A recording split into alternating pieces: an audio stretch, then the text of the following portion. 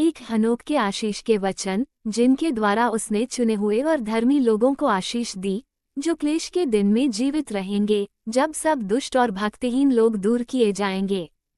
फिर उसने अपना दृष्टांत आरंभ किया और कहा, हनोक एक धर्मी मनुष्य है, जिसकी आंखें परमेश्वर ने खोली थी।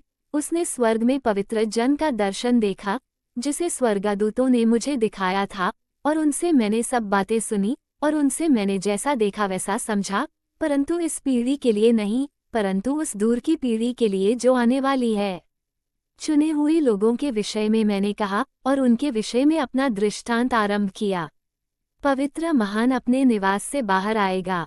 4 और सनातन परमेश्वर पृथ्वी पर, अर्थात सीने पर्वत पर चलेगा, और अपने खेमे से प्रकट हो, और वह अपनी शक्ति के साथ स्वर्ग के स्वर्ग से प्रकट होगा।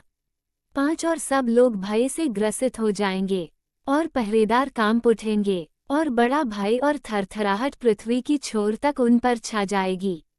6 और ऊंचे पहाड़ हिल जाएंगे, और ऊंची पहाड़ियां नीची कर दी जाएंगी, और ज्वाला के सामने मोम की तरह पिघल जाएगा। 7 और पृथ्वी पूरी तरह से फट जाएगी, और पृथ्वी पर जो कुछ है वह नष्ट हो जाएगा, और हर एक पर न्याय का आदेश है।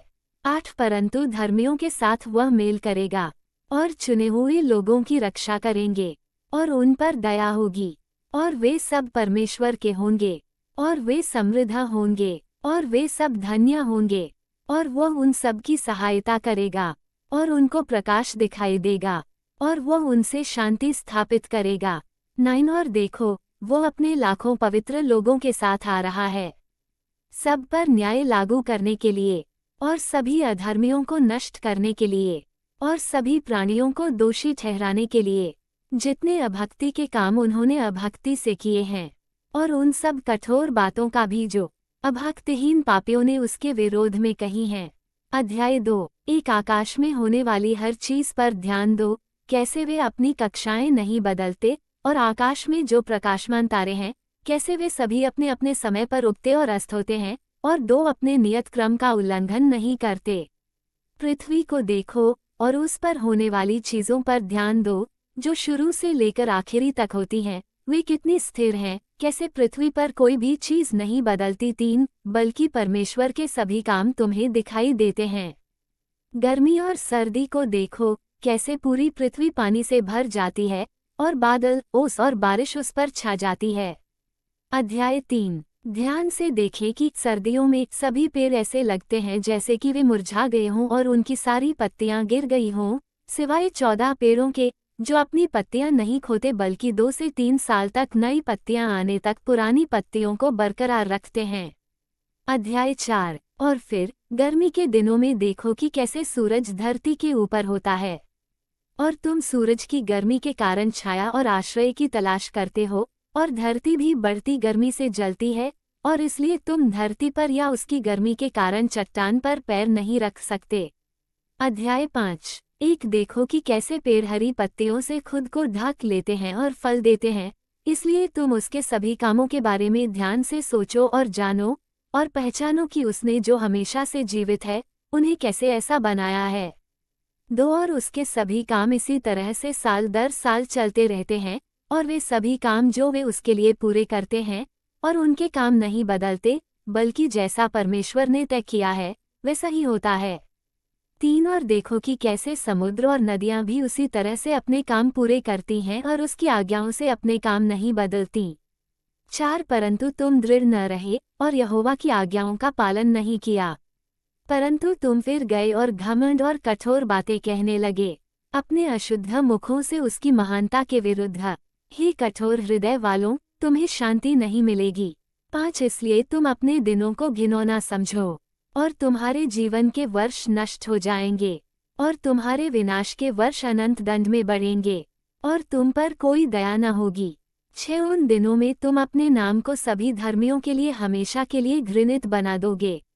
बी और जितने लोग कोसते हैं, वे सब तुम्हारे द्वारा कोसेंगे, और सभी पापी और नास्तिक तुम्हारे द्वारा शापित होंगे। 7 सी और तुम भक्तिहीन लोगों के लिए शाप होगा। 6 डी और सब लोग आनंदित होंगे, और पापों की क्षमा होगी, और हर प्रकार की दया और शांति और सहनशीलता उनके लिए उद्धार होगा और एक सुंदर ज्योति होगी। और तुम सब पापियों के लिए कोई उद्धार नहीं होगा, परंतु तुम सब पर शाप बना रहेगा। 7 परंतु चुने हुओं के लिए ज्योति, आनंद और शांति होगी, और वे पृथ्वी के अधिकारी होंगे। 8 और तब चुने हुए लोगों को बुद्धि प्रदान की जाएगी, और वे सब जीवित रहेंगे और फिर कभी पाप नहीं करेंगे, चाहे अधर्म के कारण या फिर घमंड के कारण। परंतु जो बुद्धिमान हैं, वे नम्र होंगे। 9 और वे फिर कभी अपराध न करेंगे, वे जीवन भर पाप न करें, न ही वे ईश्वरीय क्रोध या प्रकोप से मरेंगे, परंतु वे अपने जीवन के दिनों की गिनती पूरी करेंगे, और उनका जीवन शांति से बढ़ जाएगा, और उनके आनंद के वर्ष बढ़ेंगे, अनंत आनंद और शांति में, उनके जीवन के सभी दिन।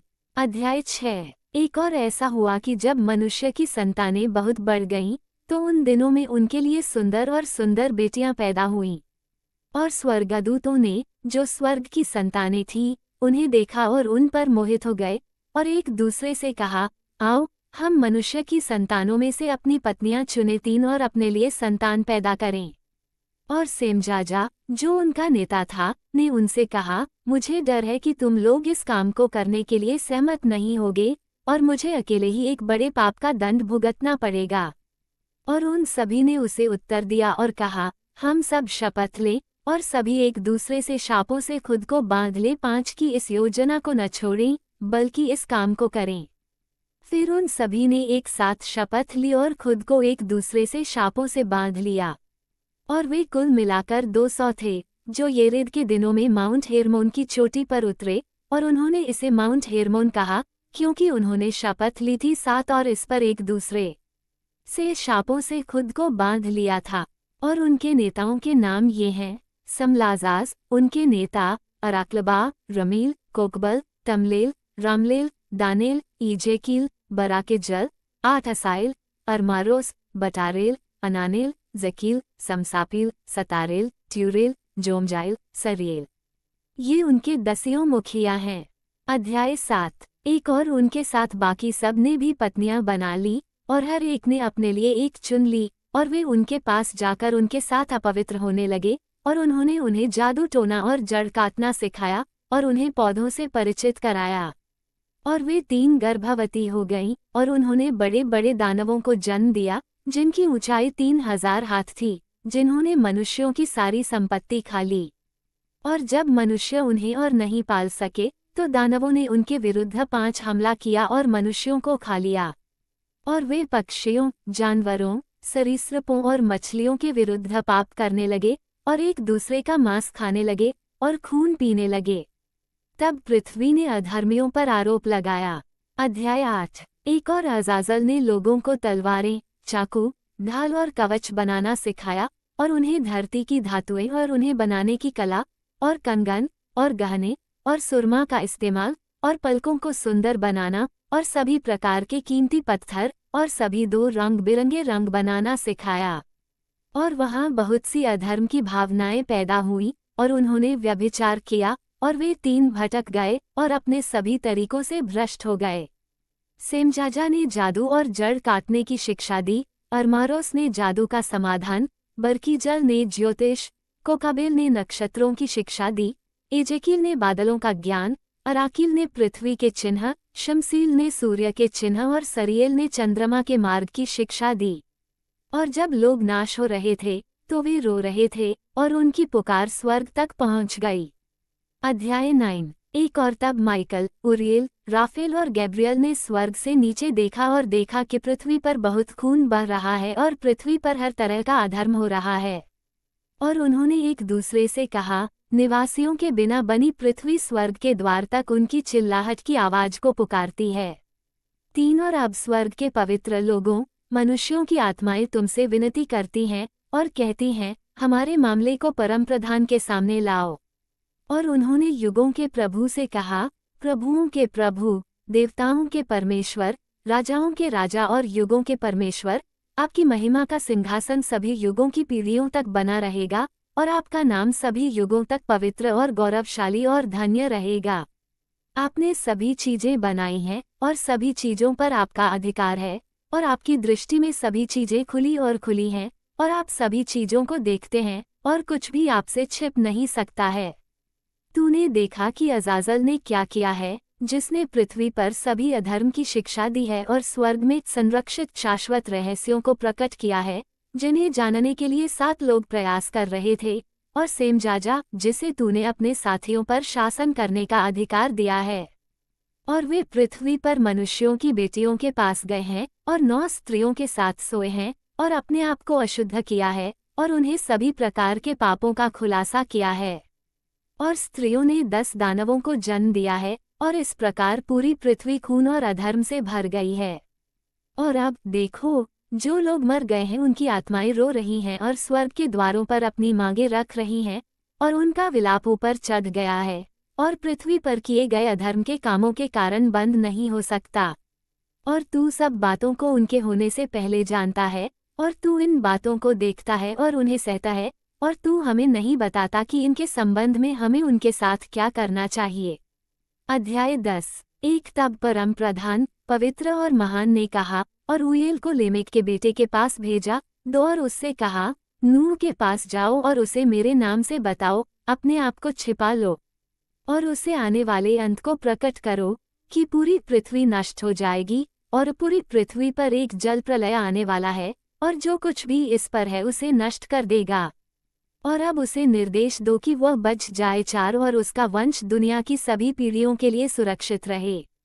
और फिर से प्रभु ने राफेल से कहा, अजाजेल के हाथ और पैर बांधो, और उसे अंधेरे में डाल दो, और जंगल में एक छेद बनाओ 5 जो दुदाइल में है, और उसे उसमें डाल दो, और उस पर खुरदरी और नुकीली चट्टानें रखो, और उसे अंधेरे से ढक दो, और उसे हमेशा के लिए वहीं रहने दो, और उसका चेहरा ढक दो ताकि वह 6-7 प्रकाश न देख सके। और महान न्याय के दिन उसे आग में डाल दिया जाएगा। और पृथ्वी को चंगा करो जिसे स्वर्गदूतों ने भ्रष्ट कर दिया है, और पृथ्वी के चंगे होने की घोषणा करो कि वे विपत्ति को चंगा करें, और ताकि मनुष्य के सभी बच्चे उन सभी गुप्त बातों के कारण नाश न हो जिन्हें 8 पहरेदारों ने प्रकट किया है और अपने बेटों को सिखाया है। और पूरी पृथ्वी 9 उन कामों के कारण भ्रष्ट हो गई है जो अजाजल ने सिखाए थे, उसी को सारा पाप दो। और गैब्रियल से प्रभु ने कहा, बास्टर्ड और दुष्टों के खिलाफ और व्यभिचार के बच्चों के खिलाफ आगे बढ़ो, और मनुष्यों के बीच से व्यभिचार के बच्चों और पहरेदारों के बच्चों को नष्ट करो, और उन्हें बाहर निकालो, उन्हें एक दूसरे के खिलाफ भेजो ताकि वे 10 लड़ाई में एक दूसरे को नष्ट कर सकें, क्योंकि उनके दिन लंबे नहीं होंगे। और जो कुछ वे यानी उनके पिता तुमसे मांगते हैं, वो उनके पिता को उनकी ओर से नहीं दिया जाएगा, क्योंकि वे एक शाश्वत जीवन जीने की आशा करते हैं, और 11 की उनमें से प्रत्येक 500 वर्ष जीवित रहेगा। और प्रभु ने माइकल से कहा, जाओ, सेमजाजा और उसके साथियों को बांधो, जिन्होंने स्त्रियों के साथ मिलकर उनकी सारी अशुद्धता में खुद को अशुद्ध कर लिया है। और जब उनके बेटे एक दूसरे को मार डालें और वे अपने प्रियजनों का विनाश देख लें, तो उन्हें 70 पीढ़ियों तक पृथ्वी की घाटियों में बांध दो, उनके न्याय और उनके पूर्ण होने के दिन तक, जब तक कि न्याय जो हमेशा के लिए है पूर्ण न हो जाए। उन दिनों में उन्हें आग के रसातल में ले जाया जाएगा, और 14 उस यातना और जेल में जहां वे हमेशा के लिए कैद रहेंगे।